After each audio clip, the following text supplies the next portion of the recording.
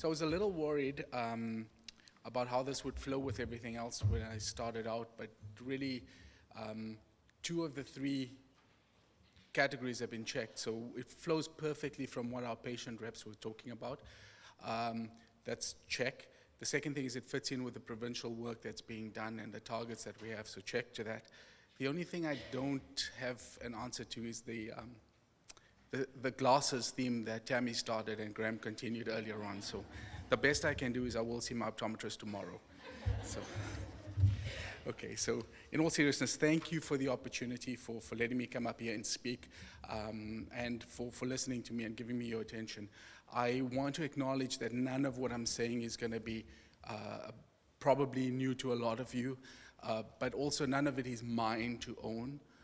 I've acknowledged a lot of the content from the slides that you'll see. You'll notice that a lot of it is RQHR, there are slides from the Health Quality Council, there are slides from business leadership sessions, there are slides from the Saskatchewan Medical Association's Physician Leadership Institute. So I just want to acknowledge that all of this is here and that I'm just telling the story on behalf of a very much broader team. So what I want to do is just start by giving you an overview of what I'm going to say. I'm going to put the slides up, and I'm not going to talk to every point because I think that it would be unfair to try to condense this story into just a few minutes. And so I would invite you to read what's there. I'm going to pick up on a few points, expand on them a little, and then I'd be happy to speak to anyone during the breaks and in the sessions that follow this afternoon if you have specific questions for me. But what I want to do is just set the context for these signals of improvement. I want to show you and share with you our vision in Regina and Regina-Capella Health Region when we started this journey a few years ago. I want to show how that coincides with the targets that we spoke about that are imperative across the province. And then I want to give just a few examples. And so those examples are going to be network development, intermediate care teams, some examples of physician engagement. And really just the last point on this slide is that I know we're talking about how do we know we've achieved our results and how do we know if we're becoming successful. But what I'm going to show is not so much the input process output model. I'm going to show our story and tell it as best I can. And then I'm going to show you some of the data and the results that we're starting to see. I'm not going to claim that this is causal and that everything that we're seeing is because of what we're doing, because to do that would be to not acknowledge fully the work of all of the people out there in the community, including the family physicians who do an amazing job every day, and every other member of the home care teams and every other team, as well as our patients. So then to the focus. I beg your pardon, to the context. You've seen this is a Health Quality Council slide. You've got community on the one side, you've got hospital on the other side, and you've got, it's a different way of representing the bridge. You've got the intermediate care teams or the high quality care transitions in between. Just to contextualize what I'm going to be talking about, it's mainly around community, but really integrated with the high quality care transitions. And I hope that'll make sense as we proceed.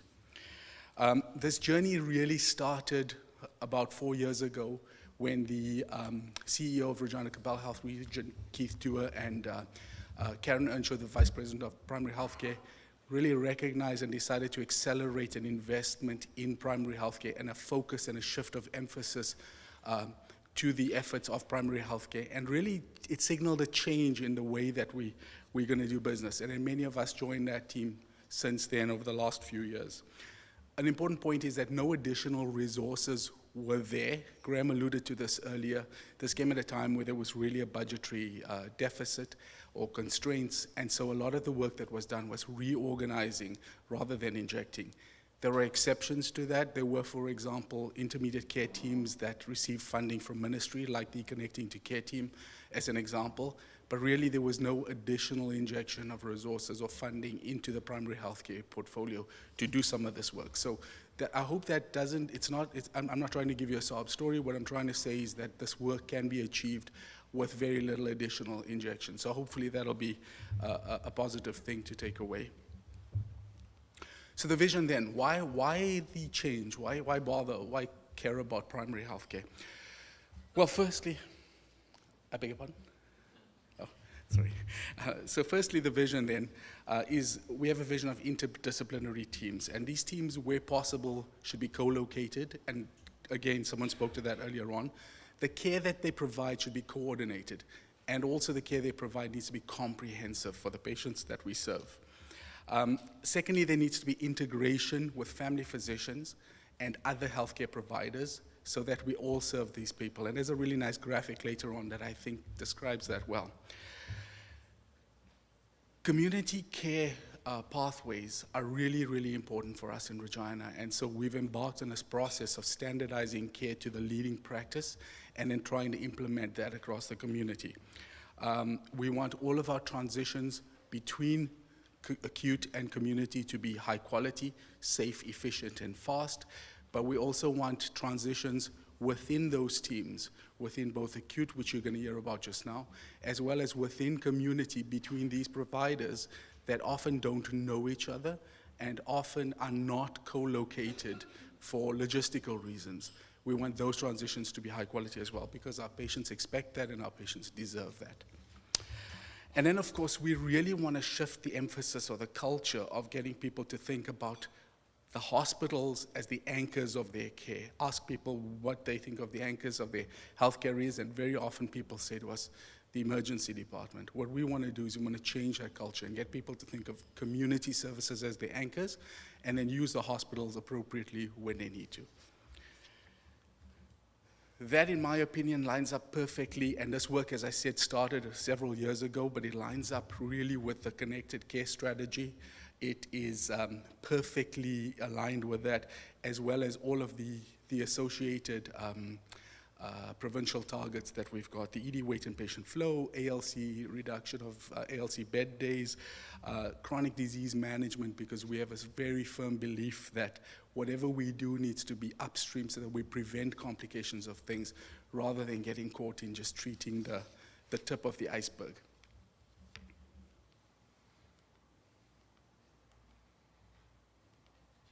Sorry, the tech demons got the better of me.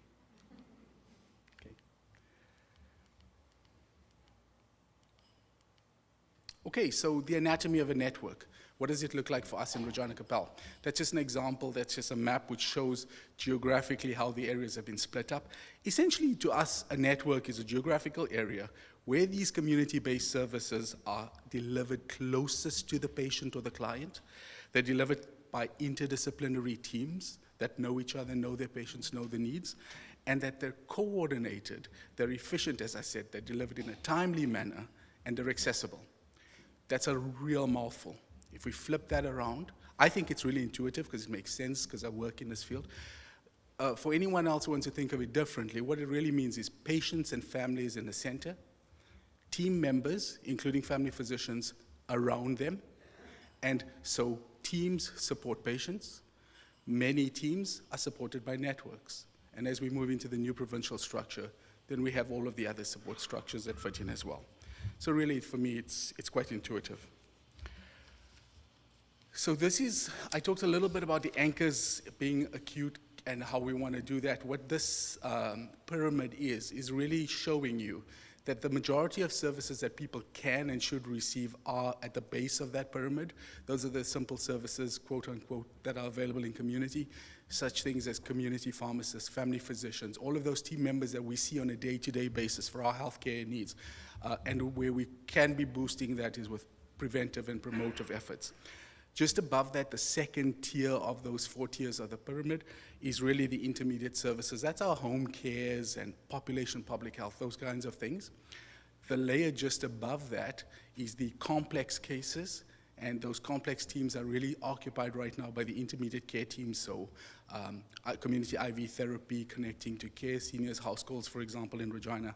And that red triangle, the tip of the pyramid at the top, is the acute care. What we'd like to go to is where, as I said, anchor people in the base of that pyramid so they spend most of their time there. What we see as a reality right now is that many people see the top of the iceberg as the pyramid, and they access the base of the pyramid for episodic care. And that's the opposite of what we want. So just to move into the examples then, the network, I showed you what the network is.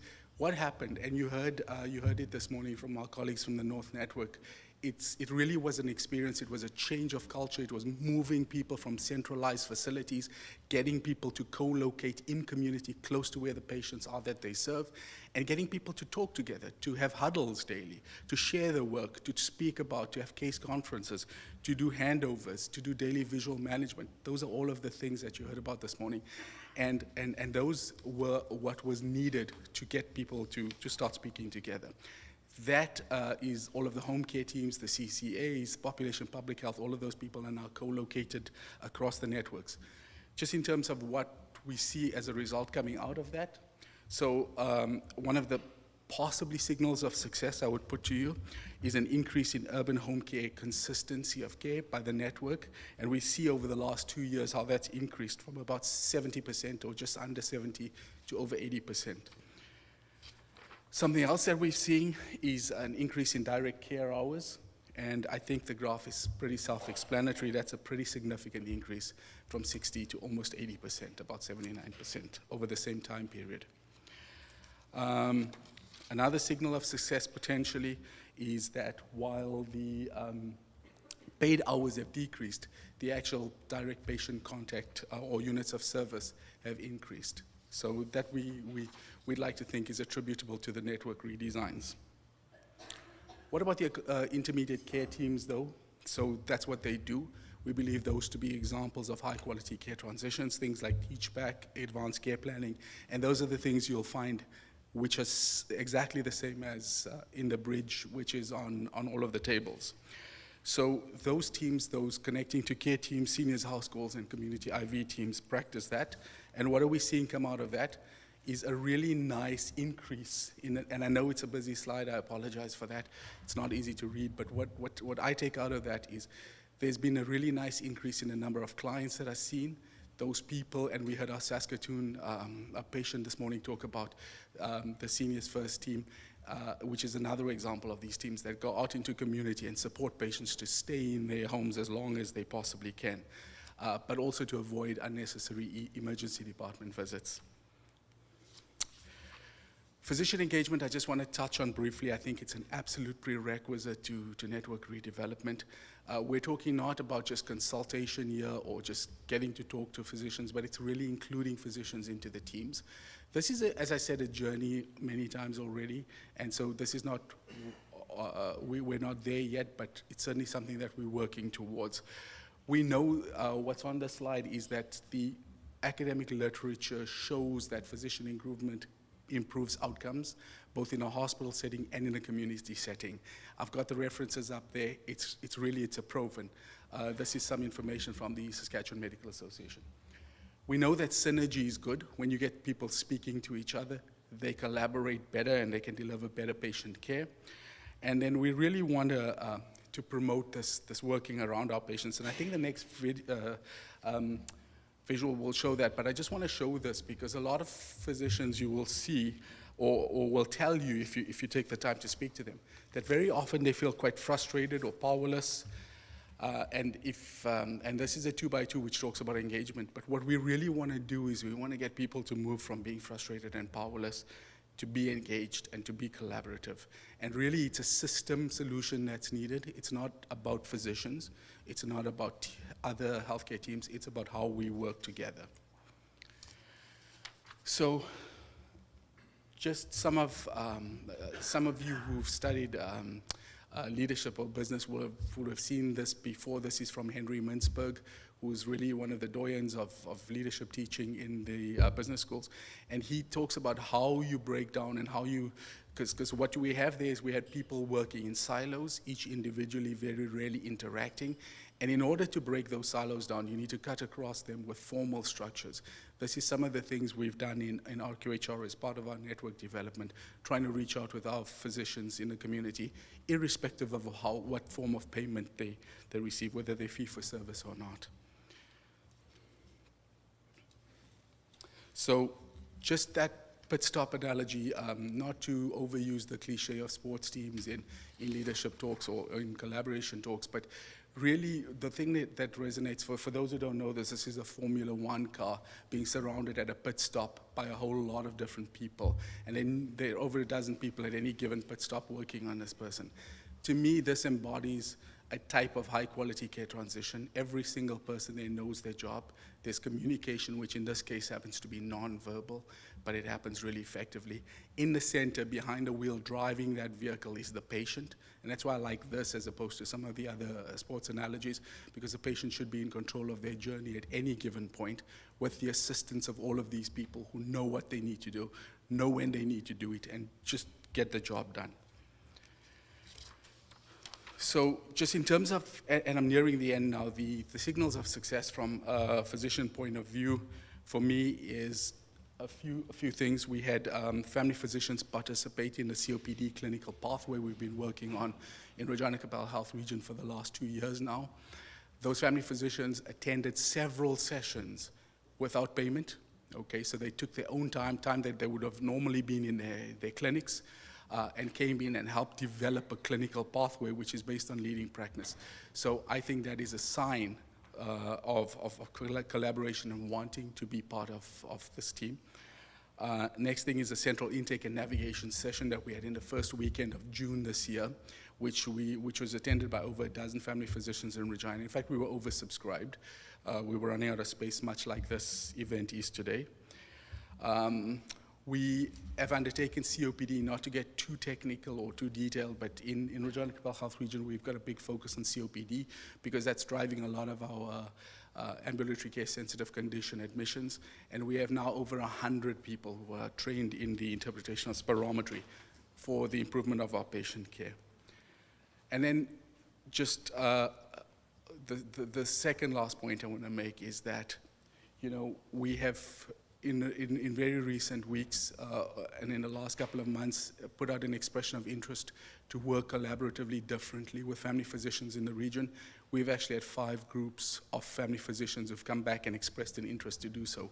And I think that that is really a sign of meaningful engagement. So, and this is the last slide that I just want to put up, and this is really a nice slide. And, you know, again, I want to just emphasize that I'm not in any way insinuating causality here, but those are the things we've done, and this is some of the things, the results that you've seen, not to take away from anything else that other people have done anywhere else, but we are seeing in the last few quarters a significant reduction in the CTAS 4 and 5 cases that are presenting to the emergency departments at the Regina General Hospital and Pasqua hospitals. We are seeing an increase in the number of CTAS 1 and 2, which I believe are appropriate. The backdrop to this is that Regina has seen an increase in population of almost 20% in the last decade. So those increases in the CTAS 1 and 2s are really appropriate, in my opinion. And it's really encouraging to see a decrease in those CTAS 3, 4s, and 5s as we have there. I'll end there. Thank you very much.